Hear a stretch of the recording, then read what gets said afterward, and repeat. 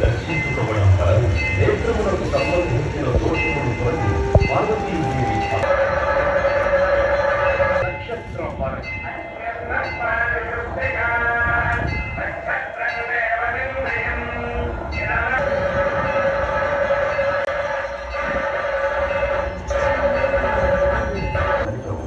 ఈ 3 ఫలితాలను మించిన 3 రెట్ల ఫలితము ఈ గోదావరిలో స్నానమాచరించడం వల్ల కలుగుతుంది. అందులో ఇంకా సమీపంలో ఉన్న ఎన్నో మంది ఉంటారు. వాళ్ళందరికీ కూడా ఇది తెలుసుకోవాల్సిన అవసరం